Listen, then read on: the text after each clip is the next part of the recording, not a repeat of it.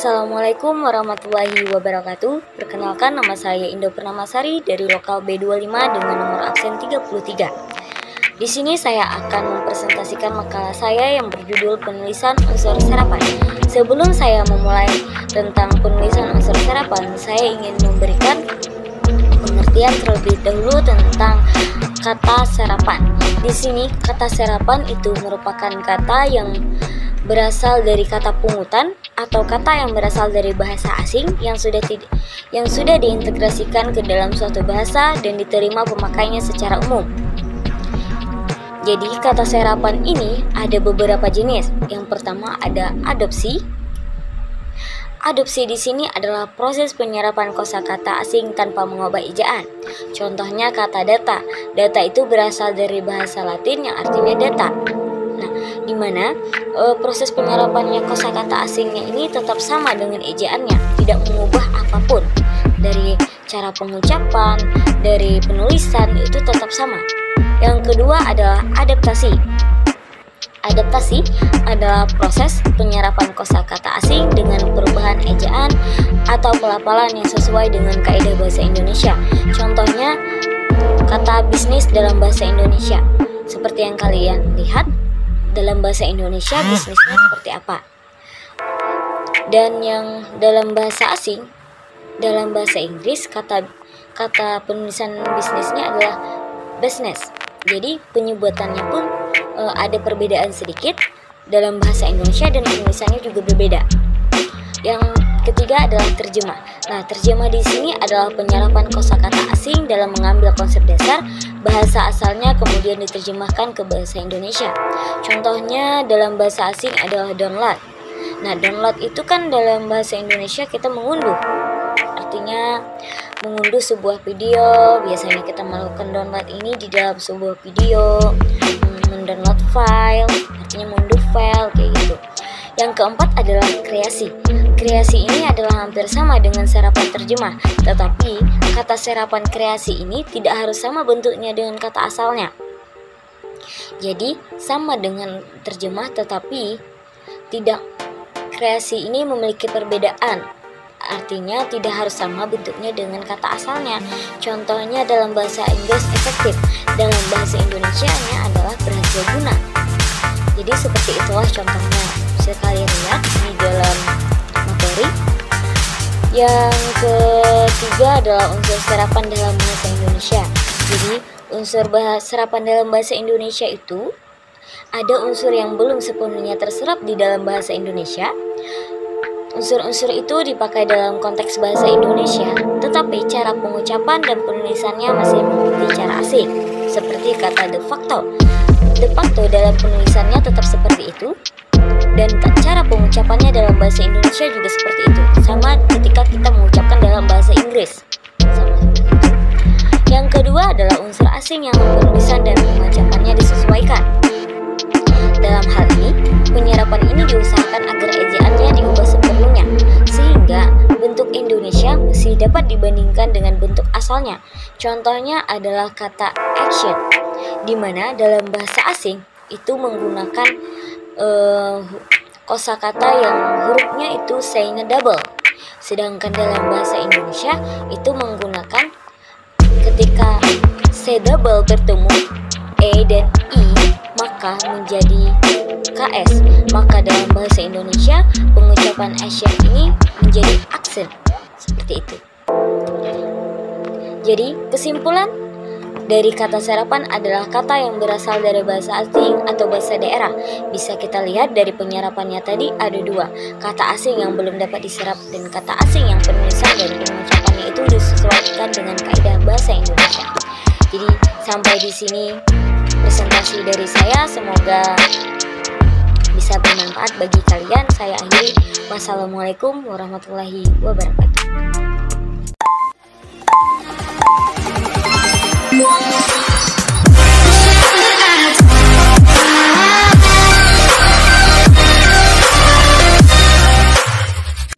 Assalamualaikum warahmatullahi wabarakatuh. Perkenalkan, nama saya Idaliani dari lokal B25. Saya akan mempresentasikan makalah saya yang berjudul pemakaian tanda baca. Pemakaian tanda baca merupakan salah satu simbol yang tidak berhubungan dengan suara, kata, atau perasa dalam sebuah bahasa, melainkan berperan untuk menunjukkan suatu struktur atau organisasi dalam sebuah tulisan, dan juga intonasi atau jeda yang dapat diamati sewaktu-waktu pembacaan. Pemakaian tanda baca memang terkesan sepele, namun jika tidak tepat maka makna dari sebuah kalimat bisa berubah. Oleh karena itu, penting bagi kita untuk mengetahui sebuah tanda baca. Di sini saya akan membahas tanda baca yang sering kita pakai, yaitu yang pertama, tanda titik. Tanda titik digunakan untuk mengakhiri sebuah kalimat atau bisa juga untuk gelar sarjana, contohnya seperti SPD.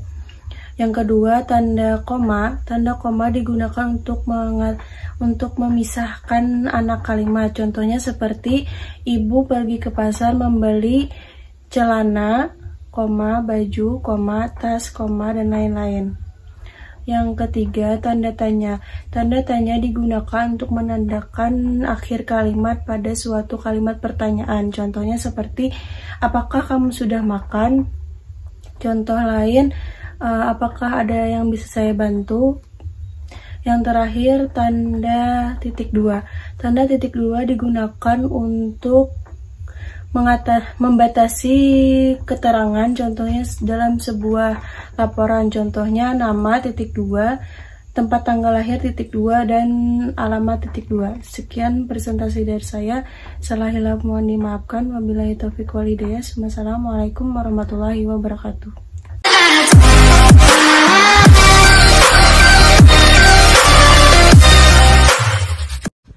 Assalamualaikum warahmatullahi wabarakatuh. Nama ulun Ahmad Paujan, Prodi Pendidikan Agama Islam, Lokal 26A, absen nomor 4. Baik, di sini saya akan menjelaskan makalah saya yang berjudul Penulisan Unsur Serapan. A. Pengertian kata serapan. Kata serapan adalah kata yang berasal dari bahasa asing, yang kemudian diintegrasikan menjadi bahasa Indonesia dan diterima pemakaiannya secara umum. Adapun maksud diintegrasikan adalah diperbaharui menjadi bahasa Indonesia yang baku. Kata serapan sendiri telah banyak digunakan masyarakat Indonesia. Mereka berpendapat bahwa menggunakan kata-kata serapan adalah suatu hal yang terpelajar, gaul, dan modern. Baik, penulisan unsur serapan. Dalam perkembangannya, bahasa Indonesia menyerap unsur dari bahasa lain, baik dari bahasa daerah maupun dari bahasa asing. Dilihat dari level penyerapannya, ada 3 macam kata serapan. Yang pertama, kata asing yang sudah dipertahankan karena satu kata asing yang sudah diserap sepenuhnya ke dalam bahasa Indonesia. 2. Kata asing yang dipertahankan karena sifat penulisan pengucapannya masih mengikuti cara asing, seperti knock-out dan knock-down. 3. Kata asing yang berfungsi untuk memperkaya peristilahan, seperti asal kata komputer menjadi komputer. C. Proses-proses kata serapan. 1. Adopsi. Adopsi adalah proses penyerapannya tanpa mengubah apapun, di mana ejaan makna masih sama persis dengan bahasa aslinya. Contoh kata komputer menjadi komputer. C. Proses-proses kata serapan. 1. Adopsi. Adopsi adalah proses penyerapannya tanpa mengubah apapun, di mana ejaan makna masih sama persis dengan bahasa aslinya. Contohnya helm, bank, plaza, dan data. 2. Adaptasi. Adaptasi adalah proses perubahannya disesuaikan dengan ejaan bahasa Indonesia. Contohnya, asal kata organization menjadi organisasi, university menjadi universitas. 3. Translasi. Translasi atau penerjemahan adalah proses perubahannya melalui penerjemahan. Contohnya, Bunita sering memperbaharui aplikasi dalam ponselnya. Kalimat asing yaitu upgrade. 4. Kreasi. Kreasi adalah proses penyerapannya atau konsep dasarnya masih sama dengan sinonimnya. Contohnya, setiap membeli barang, perhatikanlah kode batang yang tertera di dalam istilah serapan kreasi, yaitu kode batang. Sedangkan istilah asing yang dikreasikan yaitu barcode.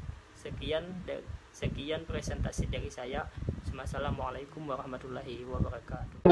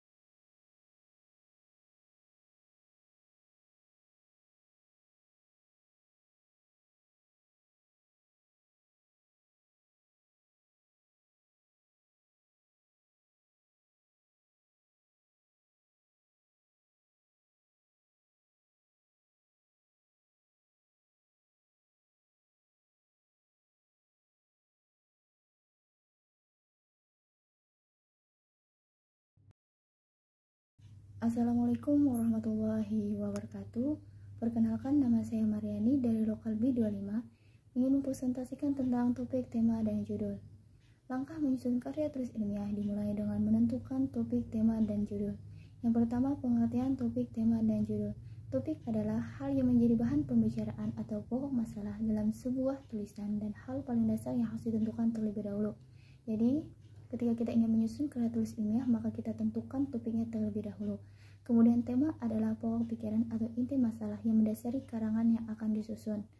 Sedangkan judul adalah tulisan singkat suatu artikel, disebut juga miniatur isi bahasan atau gambaran permasalahan yang akan dibahas.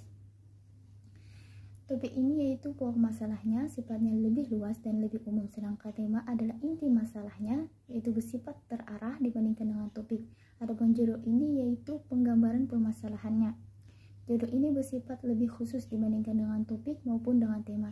Adapun syarat-syarat topik, tema, dan judul yang baik. Yang pertama, syarat topik yang baik, yaitu menarik untuk dapat ditulis dan dibaca.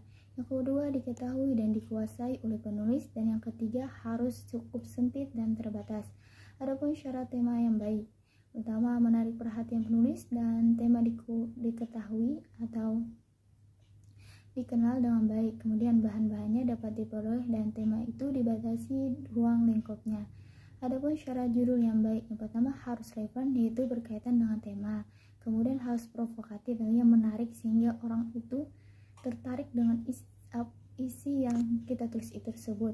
Kemudian harus singkat, yaitu maksimal terdiri dari 15 kata dan harus asli, jangan menggunakan judul yang telah orang buat. Kemudian cara pembuatan topik, tema, dan judul. Dalam pembuatan topik, perhatikan pokok masalah yang ada, lalu tuangkan dalam 2 kata agar memiliki sifat keterbatasan. Pembatasan ini berfungsi untuk memungkinkan penulis dalam menulis dengan penuh keyakinan karena topik tersebut telah diketahuinya. Kemudian, penulis dapat dengan mudah menentukan atau memilih hal-hal yang akan dikembangkannya. Contoh topik yaitu minat membaca. Kemudian, tema merupakan topik yang sudah bertujuan. Sederhananya, tema adalah topik yang sudah diberikan kata operasional. Kata operasional adalah kata yang berhubungan dengan tindakan atau kegiatan, contohnya seperti peningkatan, pemeliharaan, dan sebagainya.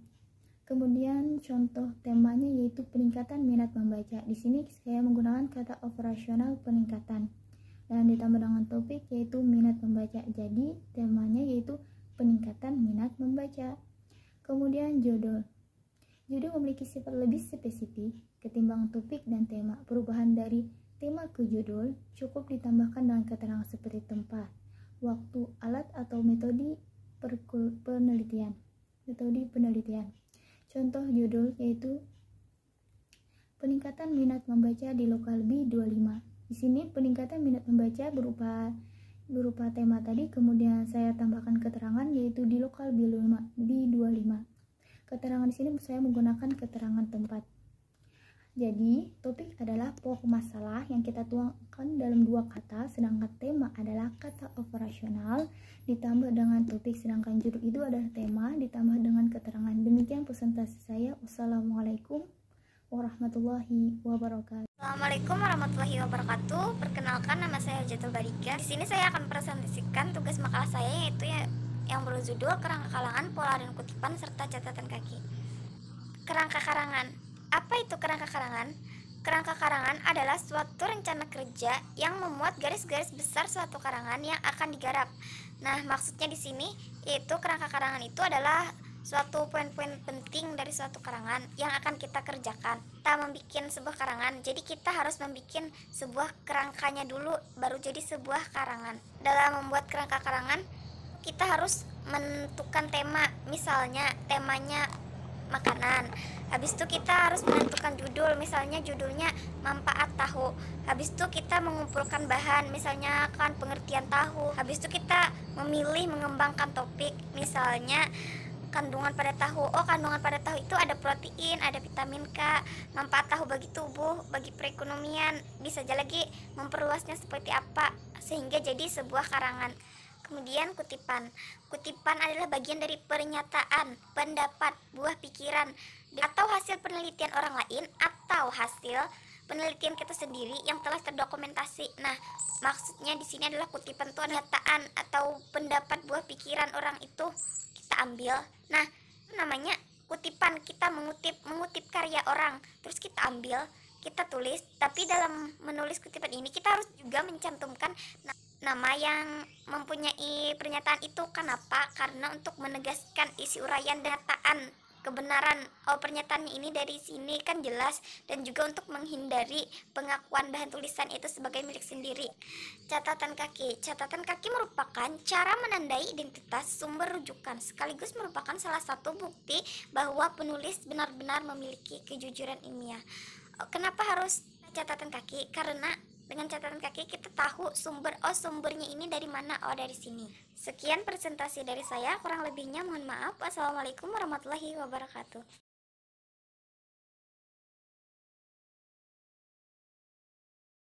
Tired of running from it, scared of feeling something. Now I'm stuck here trying to get up out of this hole. I try to be strong, I try to make you work, but I've been feeling too numb. Skies are beating on me, why'd you leave me lonely? Feeling wide and stony, now I'm stuck and wondering where I ever went wrong. How could I be strong? I'm fighting for your love. I can wait for you to come my way. I've been far away, but I'll keep running just to find a way to you. Till then, skies are beating on me, why'd you leave me lonely? Feeling wide and stony, now I'm stuck and wondering where I ever went wrong. How could I be strong? I'm fighting for your love. I can wait for you to come my way. I've been far away, but I'll keep running just to find a way to you. Till then, skies are beating on me, why'd you leave me lonely? Feeling wide and stony, now I'm stuck and wondering where I ever went wrong. How could I be strong? I'm fighting for your love. I can wait for you to come my way. I've been far away, but I'll keep running just to find a way